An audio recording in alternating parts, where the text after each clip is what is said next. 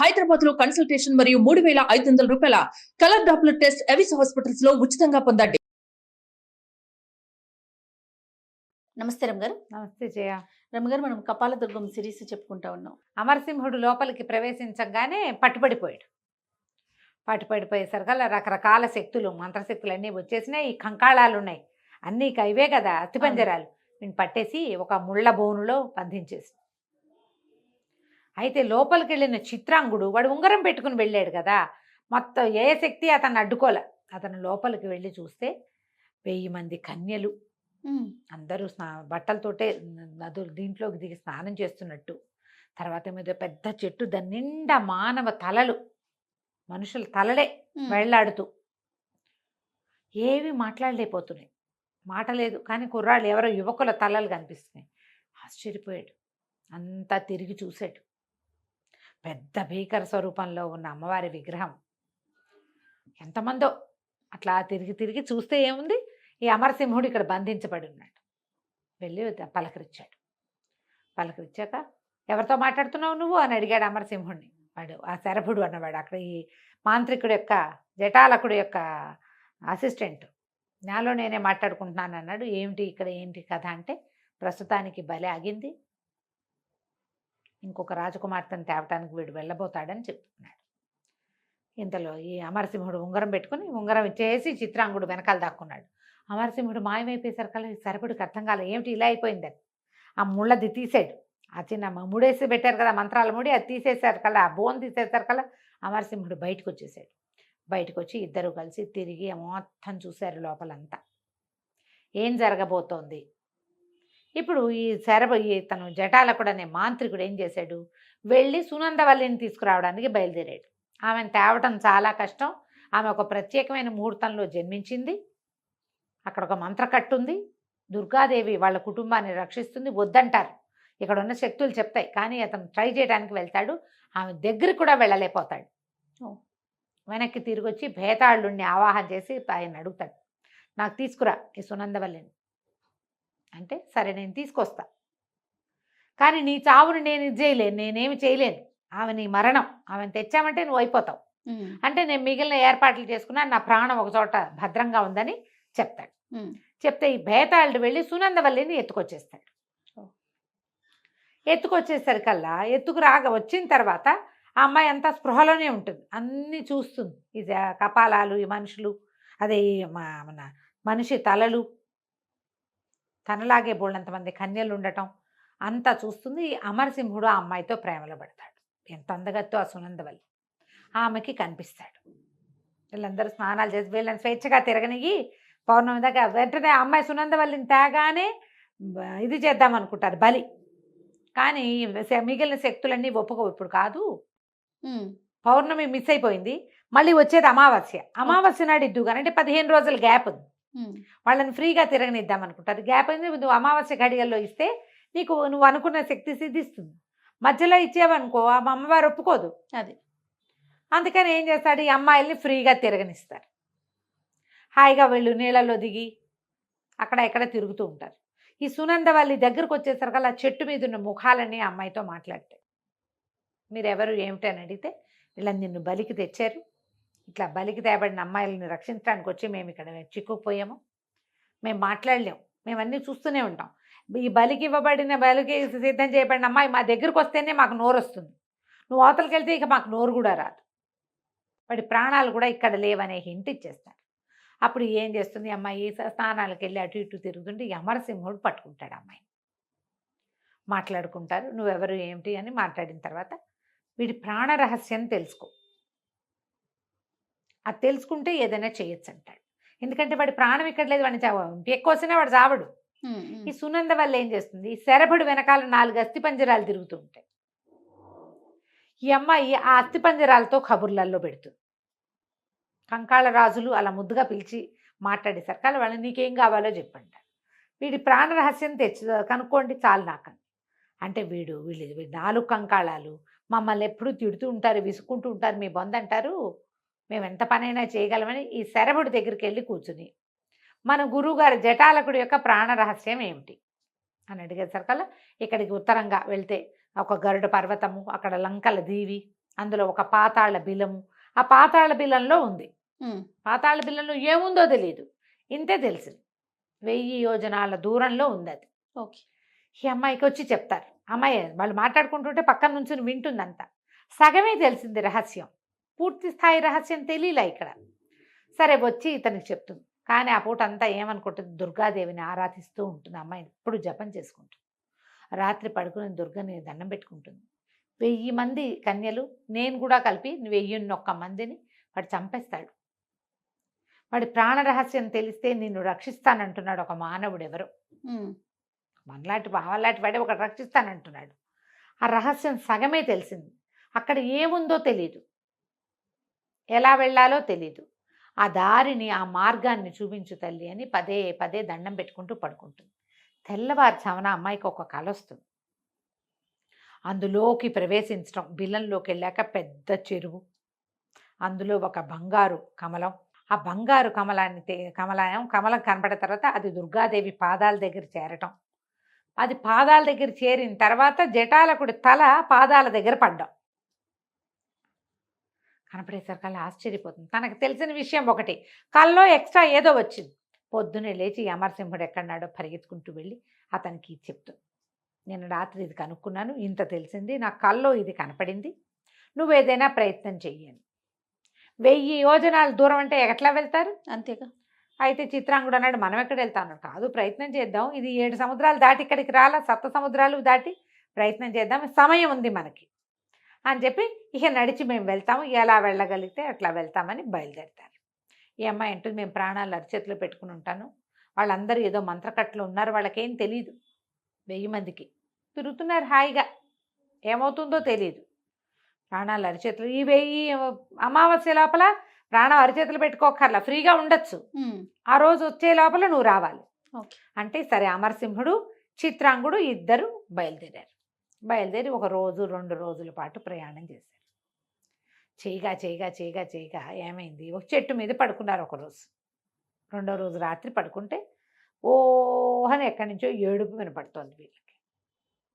వీళ్ళు ఇంతకుముందు ఇక్కడికి ఎట్లా వచ్చారు? గండభేరుండం వల్ల వచ్చారు. వెళ్ళడానికి దాన్ని ఉపయోగించుకోలే వాళ్ళు, ఉమ్, దింపేసి వెళ్ళిపోయింది అంతే. దానికి పిల్లలు ఉన్నాయి కదా, అదే. ఓ అని ఎవరో ఏడుస్తున్నారు ఇక్కడ. ఏడుస్తూ ఉంటే అంతా వెతికారు. వెతికితే ఒక గుహ లాంటి చోట ఒక ఇంత భూతం ఒకటి కాళ్ళు దగ్గర పెట్టుకుని కూర్చుని ఏడుస్తుంది. ఎందుకు ఏడుస్తున్నావు ఏమిటి అని అడిగితే అది భూతం ఇదే ఏడుపు.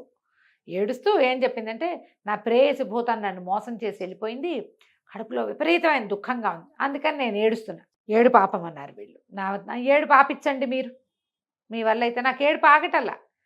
ఏడుపు ఆపించి నన్ను నవ్విస్తే మీకేం కావాలంటే అది చేస్తా అంది భూతం. సరే, వీళ్ళు బాగా ఆలోచించుకుని, సరే నువ్వు లేచి నుంచో, తర్వాత ఒక సున్నా చుట్టారు, గిరిగీశారు, ఇందులో నుంచో, అందులో నుంచి బయటికి రాకూడదు, మమ్మల్ని ఏం చేయకూడదు, మమ్మల్ని ఏమీ చేయకూడదు, నువ్వు గిరిలో నుంచి బయటికి రావద్దని ఒక వృత్తం గీసి వృత్తంలో నుంచోబెట్టారు.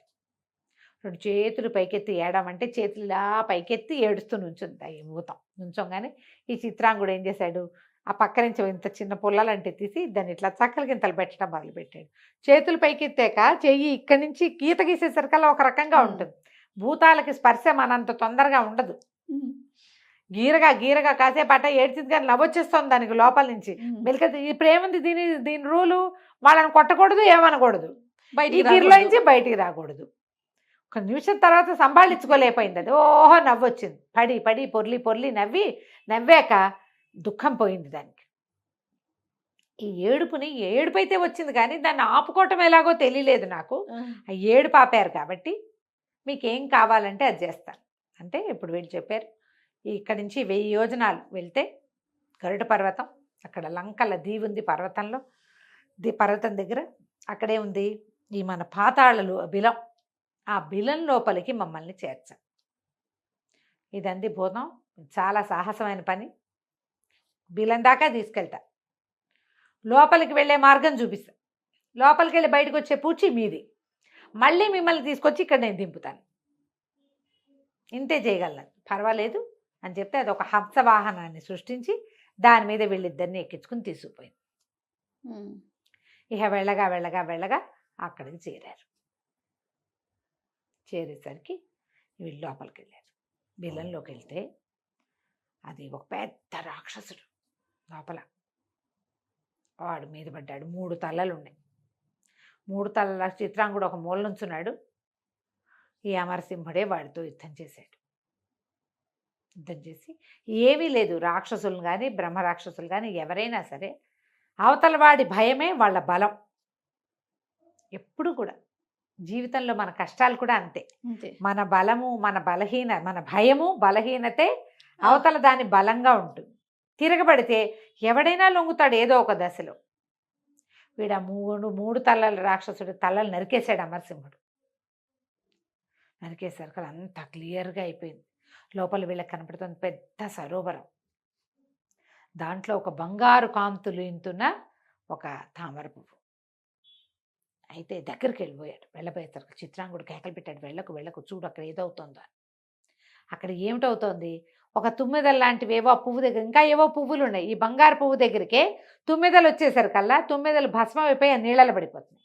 అంటే దాని దగ్గరికి వెళ్తే అది ఒప్పుకోదు. సరే ఏం చేయాలి, ఒక కర్రను ఆడిచ్చాడు. కర్ర కూడా ముఖ చెక్క అయిపోయి భస్మం అయిపోయింది. అప్పుడు ఇతను ఉంగరం పెట్టుకున్నాడు. ఆ ఉంగరానికి ఉన్న బాగా బలవత్తరమైన గంధర్వ శక్తి ఏంటంటే దాని ముందు ఏ మాయా పనిచేయదు. ఉంగరం పెట్టుకుని నీళ్ళలోకి దిగి పువ్వు కోసుకొచ్చేసాడు. కోసుకురాగానే బయటకు వచ్చేసరికి అలా ఆశ్చర్యపోయింది భూతం. ఊరిని లోపలికి వెళ్ళి అయిపోతారనుకున్నాను, బాగా వచ్చారు మీరు, భలే సాహసం ఉంది మీకు, ఎక్కండి అని ఎక్కించుకున్నాక ఇందులో ఎక్కి ఆ హంసవాహనం మీద ఎక్కి మళ్ళీ వెనక్కి వచ్చేసరికి అక్కడ వాడికి తెలిసిపోయింది జటాలకుడికి తన ప్రాణం ఇబ్బందుల్లో పడింది అనేది తెలిసింది. ఆ పువ్వు కోసేసినా ఏమవదు. ఆ పువ్వుని ఎక్కడ తీసుకొచ్చి పెట్టాలి, ఈ మందిరంలో ఉన్నటువంటి శాంభవి పాదాల దగ్గర పెడితేనే జటాలకుడు మరణిస్తాడు. ఆ పువ్వు ఎవరి చేతిలోనే ఉంటే ఏమవద్దు, కాంప్రమైజ్ అయినట్టు కాదు. సెక్యూరిటీ కాంప్రమైజ్ పూర్తిగా కాల, సగం అయింది. వాడెవడో వచ్చేస్తాడు, ఆ తీసుకొచ్చిన వాడెవడో ఆ లోపల మనం యజ్ఞం చేసేసి ఈ 11,001 అమ్మాయిలని బలిచ్చేసేద్దామని బలి ఏర్పాట్లు చేసేసారు. వాడు ఇక్కడికే రావాలి, ఈ శాంభవి పాదాల దగ్గరే పెట్టాలి ఆ పువ్వు. బలి ఏర్పాట్లు చేసేసారు. ఓ 10 మంది బలాఢ్యులైన వాళ్ళు నిలబడ్డారు అమ్మాయిల మెడలు నరికేయడానికి. ఈ సునందవల్లిని బలి ఇవ్వడానికి ఇది కత్తి పుచ్చుకుని ఉంచున్నాడు శరభుడు. కత్తి సునందవల్లికి తగిలే లోపలే వెనక నుంచి ఓ కత్తి వచ్చి పడింది శరభుడి మీద. వచ్చేసారు వాళ్ళు పరిగెత్తుకుంటూ. అక్కడి నుంచి కత్తి తీసి ఈ అమరసింహుడు ఏం చేశాడు, పరిగెత్తుకుంటూ రావటం ఏంటి, ఆ పువ్వు తీసుకొచ్చి అమ్మవారి పాదాల దగ్గర పెట్టి ఒకే ఒక్క కత్తి పెట్టితో జటాలకుడు మెడ నరికేశాడు. ఇక అతని మంత్రశక్తి కూడా పనిచేయదు. ఎప్పుడైతే ఈ జటాలకుడు తల పడిపోయిందో శరభుడితో సహా మొత్తం మంత్రశక్తులు, కపాలాలు, కంకాళాలు సమస్తము మాయమైపోయినాయి. ఒట్టి మందిరం మాత్రం మిగిలింది. అక్కడ తల తెగిపడున్న జటాలకుడు మాత్రమే ఉన్నాడు. మొత్తం ఖాళీ అయిపోయింది. ఈ ఖాళీ అయిపోయిన మరుక్షణం మత్తుగా మొహాలు అలా దేవిగా చూస్తున్నారు అమ్మాయిలు. ఎవరికి తాము ఏం చేయబడుతున్నామో తెలియదు. ఒక్క సునంద వల్ల ఒక్కతే స్పృహలో ఉంది. అందరికీ మంత్రకట్టు విడిపోయింది. ఇక్కడేమిటి, ఎక్కడున్నామేమిటి మనం అనుకుంటున్నారు అమ్మాయిలంతా. ఆ చెట్టు మీద వేళ్లాడుతున్నారు కదా బోళ్ళంతమంది తలలు, మొత్తం వాళ్ళందరూ ప్రాణాలు వచ్చేసినాయి. పరిగెత్తుకుంటూ బిలబిల్లాడుతూ లోపలికి వచ్చేసారు. చిత్రాంగుడు వాళ్ళని వీళ్ళని అందరినీ సరిచేసి మళ్ళీ మనం వెళ్దామని అక్కడి నుంచి అందరినీ బయటికి తీసుకొచ్చాక ఆ కపాలదుర్గం ఏమి అవ్వాల, శరీరం లేని అది ప్రాణం లేని జటాలకుడు అక్కడే వదిలిపెట్టేసి వాళ్ళంతా బయటకు వచ్చేసారు. వచ్చేసి మెల్లిగా ఎవరి రాజ్యానికి వాళ్ళు బయలుదేరారు. ప్రయాణ సాధనాలు ఏవో వెతుక్కున్నారు. మన అమరసింహుడేమో ఈ సునందవల్లిని వాళ్ళ రాజ్యాల్లో జయదీపుడు వాళ్ళ రాజ్యానికి చేర్చాడు. ఇక్కడ సునందవల్లి ఏమో అతన్ని వివాహం చేసుకోవటానికి సుముఖత వ్యక్తం చేస్తే రాజుగారు అమ్మాయిని తనకి ఇచ్చి పెళ్లి చేసేసారు. అతను తన సొంత రాజ్యానికి వచ్చేసాడు. సర్వసైన్యాధ్యక్షుడు కొడుకు కదా అమరసింహుడు. వీళ్ళు మొదట ఏం చెప్పాడు, వీళ్ళ రాజకుమార్తె కాంచనమాలనిచ్చి వివాహం చేస్తానని సునందవల్లితో వచ్చినటువంటి అమరసింహుడికి కాంచనమాలనిచ్చి కూడా వివాహం చేశారు. 2 రాజకుమార్తెల్ని వివాహం చేసుకుని ఈ రాజ్యానికి రాజై హాయిగా ఉన్నాడు. చిత్రాంగుడు కూడా వాళ్ళతో పాటే ఉన్నాడు. తర్వాత అతనికి కూడా వివాహం చేశారని చెప్తారు కథలో. ఈ కథని అడపా చిరంజీవి గారు రాశారు. కపాలదుర్గం పుస్తకాలు క్లాసిక్ బుక్స్లో దొరుకుతాయి మనకి. ఆన్లైన్ ఫ్లిప్కార్ట్లో కూడా దొరుకుతుంది. అవకాశం ఉన్న వాళ్ళు ఎలాబరేట్గా కథ చదవండి. ఇంకా సరదాగా చాలా ఇంట్రెస్టింగ్గా బాగుంటుంది. కథ కంచికి మనం ఇంటికి. తప్పకుండా రమ్మగారు. నమస్తే. నమస్తే జయ.